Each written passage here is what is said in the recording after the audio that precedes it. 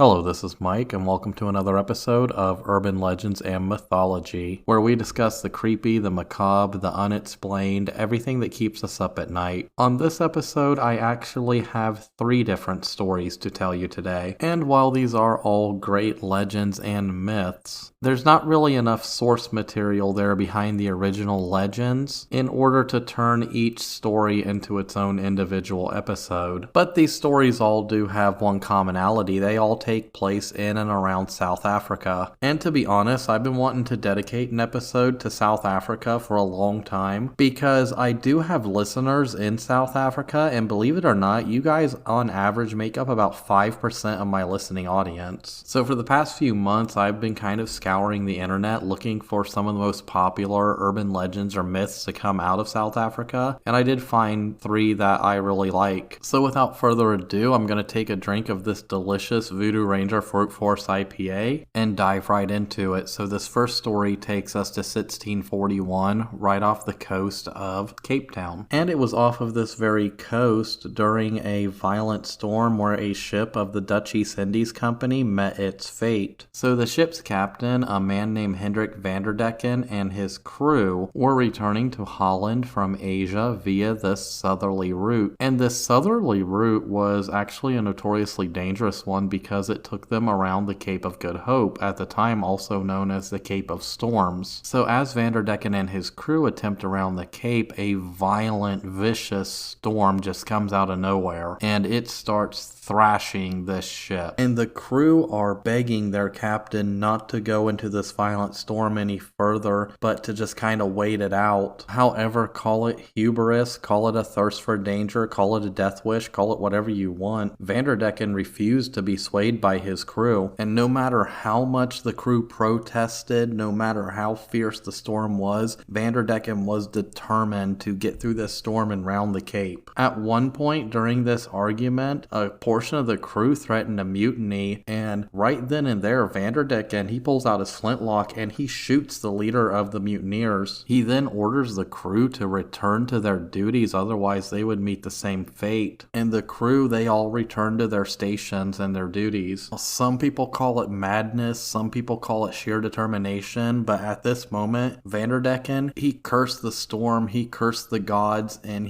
that he would continue sailing around the Cape and sailing through this storm even if it took him until Judgment Day. And with those very words, he had cursed himself and his crew, because at that moment the devil himself appeared, and he told Vanderdecken that him, his crew, and his ship would be condemned to sail the 7 seas until Judgment Day, under the cover of storms just like the one that they were currently sailing through. And any vessel to see them henceforth was doomed to sink to the bottom of the ocean. And since the end of the 17th century, alleged sightings of the infamous Flying Dutchman have been a portent of doom to any ship who shall be unlucky enough to come across its deadly path. And after this, tales of the Flying Dutchman would be spoken amongst sailors, and it still remains a nautical myth to this very day. Now, in later accounts of the story, it's said that Vanderdecken does have a chance to break the curse. However, that chance only does come once every 10 years, where he is allowed to finally make port, and for one day he can search for his true love. However, it is believed that that day has never come, and he is doomed to continue sailing the 7 seas. Now, this myth is a common myth amongst sailors, and it has been told in various versions since the 1600s. And the first known print reference to this ship comes from the 1790 book Travels in Various Parts of Europe, Asia, and Africa During a Series of 30 Years and Upward by John MacDonald. He writes, and I quote, "The weather was so stormy that the sailors said they saw the Flying Dutchman. The common story is that this Dutchman came to the Cape in distress of weather and wanted to get into harbor but could not get a pilot to conduct her, and was lost, and that ever since in very bad weather her vision appears." Another reference to it comes from A Voyage to Botany Bay in chapter 6. This was written in 1795 and gives a long account of sightings of the Dutchman. In this, the Flying Dutchman Dutchman is described as a Dutch man of war that was lost off the Cape of Good Hope in a gale. It's said to appear to sailors as a ghostly, glowing apparition, essentially floating on a black cloud, and it's mentioned again and again and again and again in various writings over the next several years. Thomas More wrote about it, Sir Walter Scott wrote about it, even the future King George V wrote about it. So it was a common apparition that sailors would see, and they weren't just seeing it in the Cape of Good Hope, they were seeing it pretty much everywhere they traveled. And it becomes a common urban legend that we see amongst sailors. So we know these people are seeing these apparitions. However, where does it all come from? Where did it all start? Was there a Captain Vanderdecken? Was there a Flying Dutchman? Well, the short answer is no. But there are some sources that lead us to a possible origin point for this legend. And the possible origin point might come from tales of a Dutch captain named Bernard Volk. Now, he was really famous for basically the speed of his trips from the Netherlands to Java along this southerly route around the Cape of Good Hope. And he was suspected of being in league with the devil. And that suspicion of him being in league with the devil may have led to some of the earliest accounts or earliest tellings of this tale of the Flying Dutchman. Now, to be honest, that is conjecture. We'll actually probably never know. But it kind of gives us some of the foundations of the tale. Now, a lot of people in modern times have explained it away as simply being an optical illusion, or simply the mind playing tricks on us, and a lot of people have proven that a ship sailing far enough away with the correct atmospheric conditions can produce this mirage where it actually looks like the ship is sailing in the air, and it's a creatable mirage. You can go out and actually scientifically test this and do it. And a lot of people now just say, okay, it's a mirage, whatever. But here's the thing,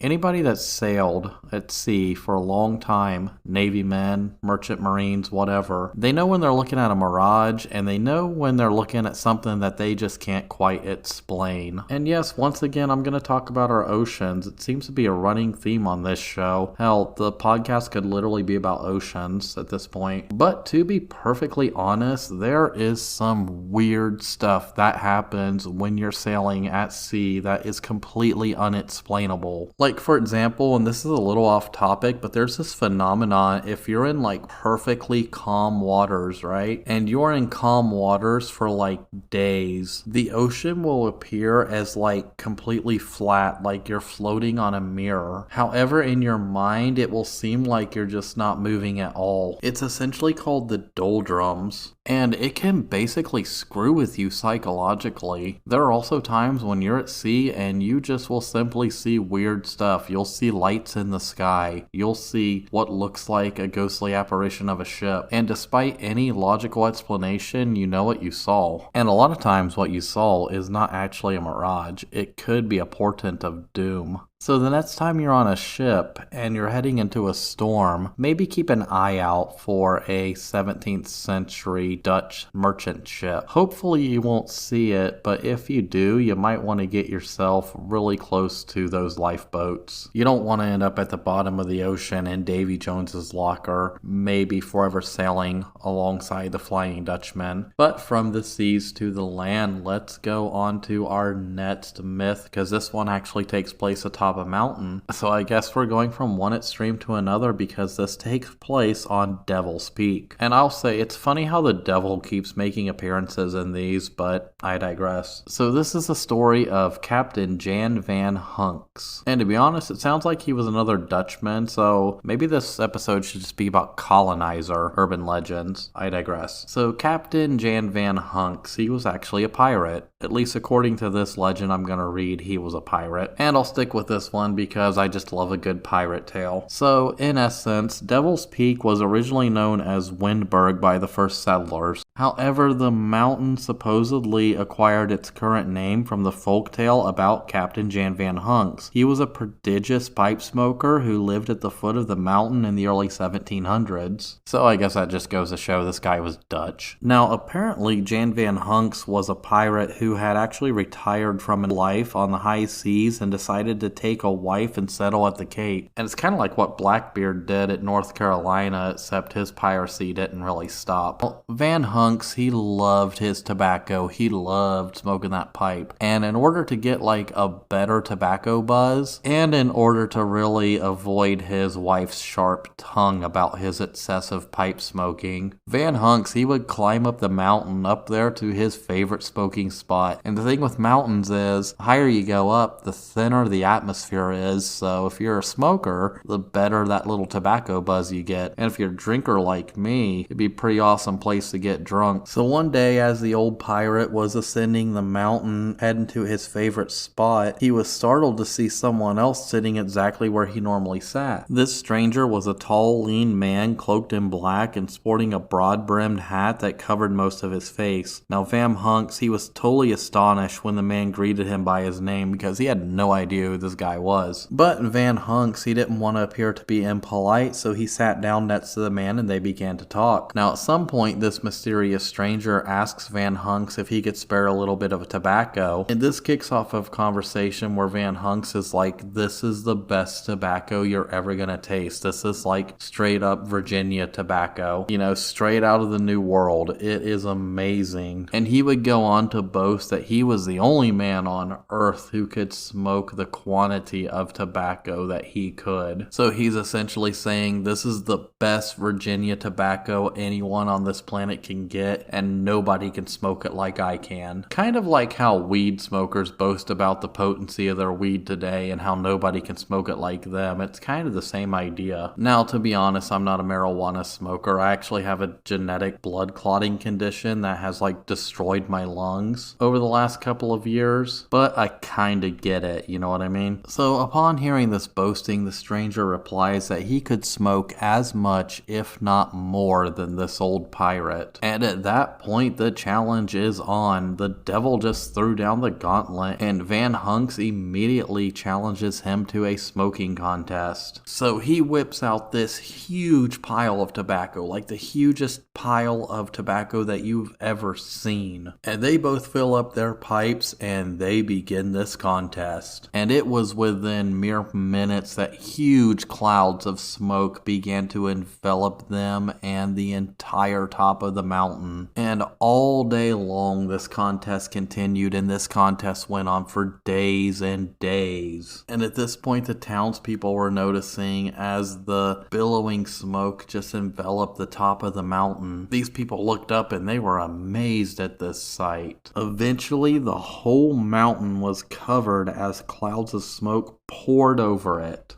However, at this point, after days of non-stop smoking, Van Hunks started to become hot and tired. However, he looked over at his competitor and realized that he wasn't doing so hot himself. However, the contest continued. Not long after this, the stranger kind of leaned forward and his hat fell off. That's when Van Hunks realized that he was smoking with the devil himself. So initially startled at this revelation, he started to back off. But the reality of what he'd done suddenly dawned on him. He had beaten the devil in this contest. But that was the end of it. The devil was done. He put down his pipe and he could not go on any longer. However, it doesn't really end well for Van Hunks because the devil was furious at losing this contest. All of a sudden, there was this bright flash of lightning and Van Hunks and the devil disappeared in a cloud of scorched earth and smoke. Now, legend has it that the cloud of smoke they left behind became Cape Town's famous tablecloth, the white cloud that spills over what's now known as Table Mountain whenever the southeaster blows during the summer months. And it's said that every year since then, Van Hunks and the devil will repeat this contest at the top of this mountain for either eternity or until the devil finally wins. But so far the devil is like, what, for like almost 300? But then again, this is the same devil who lost a fiddle contest to a hillbilly in Georgia. So I don't know, maybe the devil should stop entering into random contests contests with random people. Seems like he can't catch a break or get a win. But I think that's enough stories about the devil, so let's move a little further north and inland. This next tale is about one of South Africa's more famous or popular cryptids. And I must say, South Africa has a ton of awesome cryptids, most of which deserve their own future episodes, but this story is a little short, so I decided to tack it on to this episode. And as a note, as always, I am from Ohio. I am guaranteed to mispronounce the name of this, because I tried looking this name up phonetically in Dutch, in Afrikaans, which is that kind of South African variant, and I even tried looking it up phonetically in Zulu. But either way, I cannot get it right, so I'm just going to get as close as possible. This is the story of the Grootslang, or Grootslang, or however it's said. In English, it's spelled out as Grootslang, and I know that's not correct, but essentially it translates to great snake. So what is the Grootslang? Well, Afrikaner legend describes the Grootslang as a giant primeval snake that lives in a pit or a subterranean cave in the remote part of Rijksdorpsveld, a desert in the Northern Cape province of South Africa. Now, a lot of people believe that this legend was kind of inspired and adapted from a legendary serpent of the Kohokwe, who were these pastoralist nomads who lived in this general area, and there have actually been cave paintings of these giant serpents found on cave walls, obviously. And there are various caves around South Africa all kind of depicting this same idea of this horned snake or horned serpent. So it's kind of a cryptid that started out with the natives, and then the colonizers came in and kind of adopted that same cryptid and added their own little flair to it. So the Grootslang, it is actually older than the world itself. The gods actually created it before they created the world, and it was one of the gods' first creations. And the best way to really describe the Grootslang is of this enormous serpent, like 20 feet long and 3 foot wide. However, it has an elephant's head, tusk-like fangs, has a breath of venomous toxin. In the original African lore, a lot of the times it's said that it's simply this big giant black python, and it was later when the kind of hybrid elephant python thing came into being. But at the end of the day, the Grootslang is nothing to be trifled with, because it was the most cunning, powerful, and intelligent beast that the gods had ever made. However, it was using its talents for evil, and the gods had decided that they had created a super beast and they had to take back some of its powers. So they decided to divide the Grootslang, and out of this division came the elephants and the pythons. And these new animals, they were less cunning and less powerful than the original beast. However, in the gods' haste to eliminate the world of the Grootslangs, one Grootslang did get away, and he hid in a cave in Rijksdorpsveld, kind of on the Orange River in northwestern South Africa, kind of up there near the border of Namibia. And this cave is known as the Wonder Hole. It is thought to be a bottomless pit. However, there are various tunnels and shafts and stuff that go out everywhere, and it connects to the sea and to the Orange River. And that's how the Grootslang hunks its food. It will come out of its cave and go and swim down the Orange River, where it will hunt crocodiles and giraffes and elephants and people and whatever it can get its hands on, or I guess in this case tusks. However, he always does return to that cave, because in that cave is where he hoards his treasure. It is said that that cave is filled with diamonds, some of the largest, most beautiful diamonds you'd ever seen in the world. These diamonds make those infamous diamonds that have come out of India look like garbage. And if you want to hear more on that topic, I actually did a whole episode on cursed diamonds last season, essentially some of the most cursed diamonds in human history, and a lot of them actually came out of India. And let me tell you, these diamonds are some of the most beautiful diamonds I have ever seen in my life. So maybe go check that episode out. But it's thought that this lair, this wonder hole, is just any diamond miner's dream. He who were to come into possession of those diamonds would be an extremely wealthy man. However, you would have to face and defeat the Grootslang, which is no easy task. Only a few men have ever even been brave enough to enter that cave, and only one is known to have ever escaped with his life. And this actually kicks off the legend of Peter Grayson. Now, Peter Grayson was an Englishman who in 1917 set out to find the Grootslang and seize its treasures. Now, he and his party, they did go out to Reichersveld and they did find that cave, but they never returned. Now, there are various accounts of what happened to him and his expedition. However, the most widely accepted one is the following. So while these men were on their expedition, even very early in, some of them were already succumbing to the elements. They were being bitten by venomous snakes, scorpions, spiders, and even some lions had killed a few. However, despite all these early disasters, they pressed on. And even a little later in the expedition, after a couple of men fell ill and died, other men in the expedition were thinking about abandoning the quest. However, Grayson, he pursued. But at this point, the remaining men, they kind of just stayed in place. They essentially abandoned him as he went on to discover the Wonder Hole. However, after several days, he did not return. So a search party was sent out to find out what happened to him. However, they never find any trace of him. They assume he went into the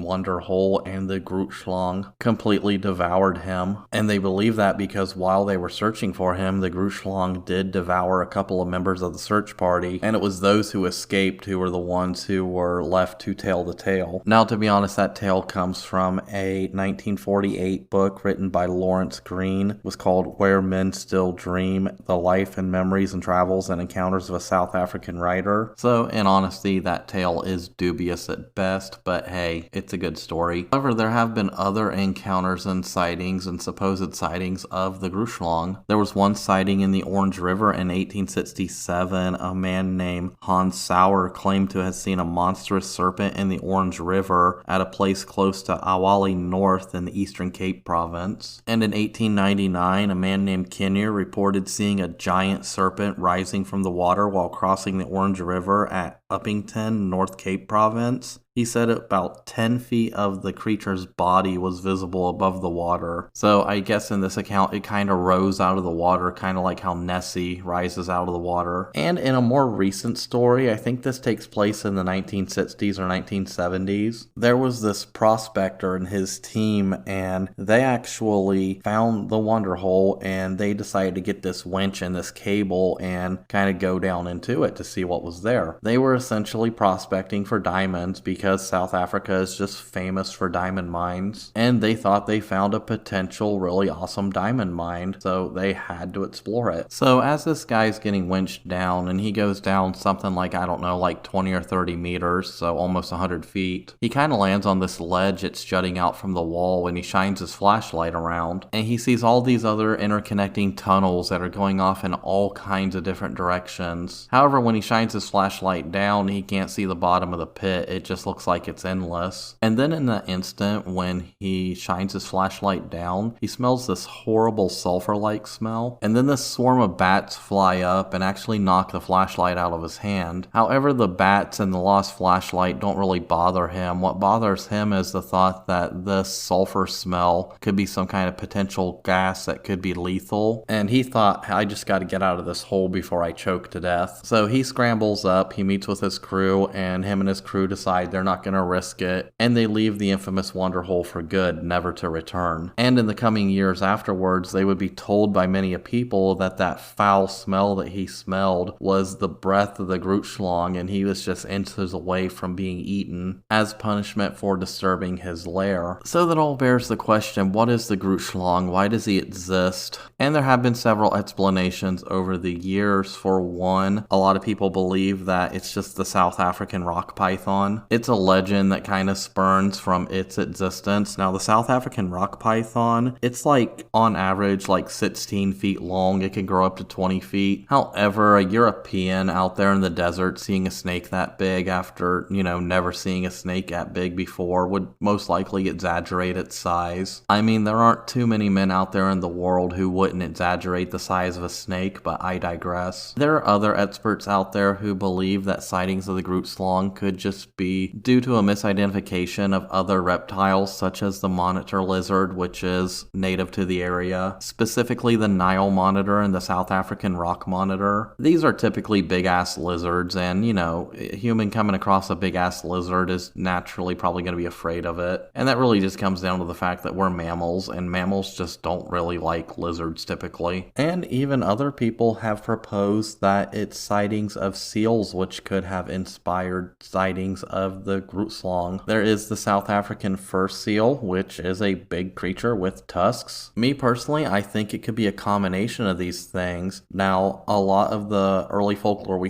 just see the Grootslang as simply a giant python-like creature. And to be honest, Europeans do have an extremely long history of hybridizing animals in their myths and urban legends. I mean, just look at the Greeks, or look at like Roman depictions of animals from Africa, or hell, even medieval depictions of animals from Africa. They look very crazy. And I think the whole wonder hole thing is a European invention mostly, because think about it, you have this diamond-rich area in this mysterious cave full of diamonds that people have been seeking out. And that cave and that treasure is guarded by a giant serpent-like creature. Really sounds a lot like a dragon hoarding its treasure. And to be honest, this mysterious diamond hole out in the desert, I mean, that just alludes to the European fantasy of finding treasure. I mean, that's kind of like what I was talking about back when I discussed El Dorado in like my second episode ever. It's every European's, or I guess American's, dream to just kind of stumble into a lost city of gold, or,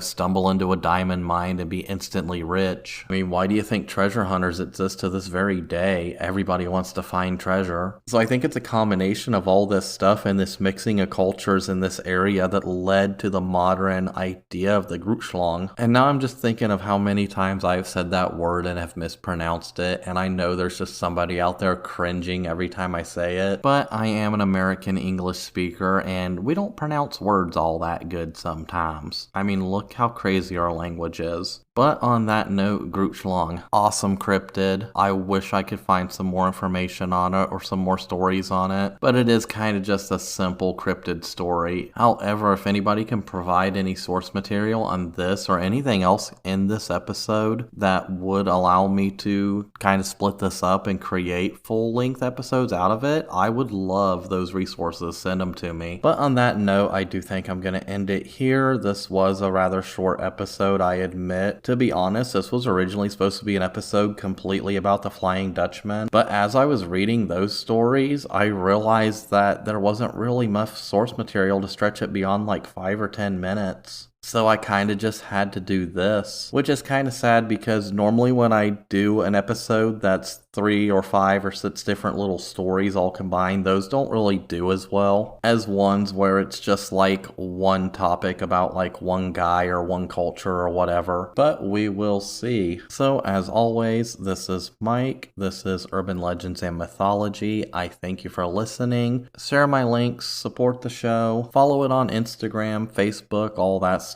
And if you want to support it monetarily, there's always that link in the description of every single episode to support this podcast. And as always, I will see you in the next one.